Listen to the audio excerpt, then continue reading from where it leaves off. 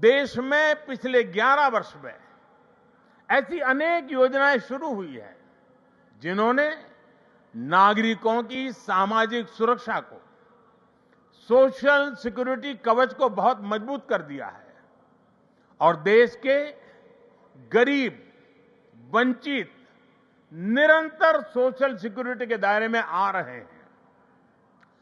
2014 में देश में 25 करोड़ लोग ही सोशल सिक्योरिटी के दायरे में थे।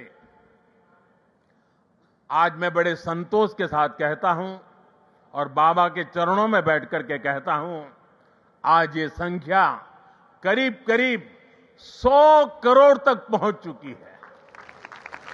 भारत की गरीब कल्याण की योजनाओं की, सोशल सिक्योरिटी देने वाली योजनाओं की विदेशों तक सभी इंटरनेशनल फोरम में चर्चा हो रही है।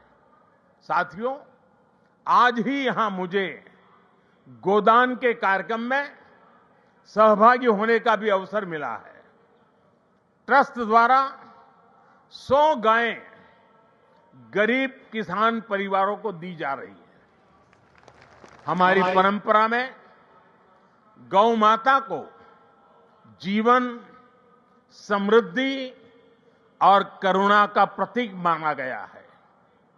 ये गायें इन परिवारों की आर्थिक, पोषण संबंधी और सामाजिक स्थिरता में सहायक होगी।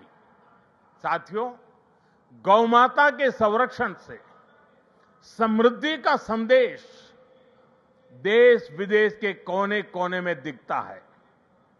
कुछ वर्ष पहले राष्ट्रीय गोकुल मिशन के तहत वाराणसी में 480 से ज्यादा गीर गायें वितरित की थी और मेरा एक नियम था कि जो पहली बछड़ी होती थी वो मैं वापस लेता था और दूसरे परिवार को देता था। आज वाराणसी में गीर गायों और बछड़ों की संख्या लगभग 1700 हो गई है और वहां हमने जो एक परंपरा शुरू की है, जो गाय वहां वितरित की गई है, उनसे पैदा हुआ मादा बछिया को दूसरे इलाके के किसानों को मुफ्त दिया जाता है। इसलिए इन गायों की संख्या भी बढ़ रही है।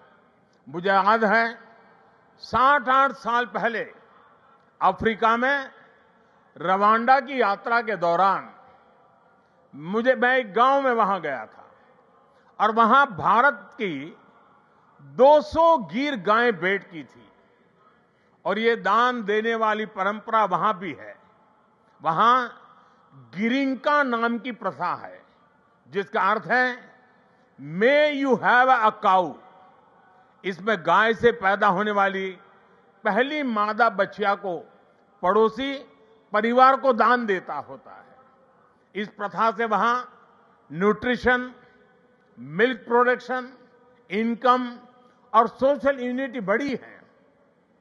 साथियों, ब्राजील ने भी भारत की गीर और कांकरेज नस्लों को अपनाकर उन्हें आधुनिक तकनीक और वैज्ञानिक प्रबंधन के साथ आगे बढ़ाया है और आज वे बेहतर डेयरी परफॉर्मर्स का स्रोत बन गई है। ये सभी उदाहरण बताते हैं कि जब परंपरा, करुणा और वैज्ञानिक सोच एक साथ चलती है तो गाय आस्था के साथ ही सशक्तिकरण, पोषण और आर्थिक प्रगति का साधन बन जाती है।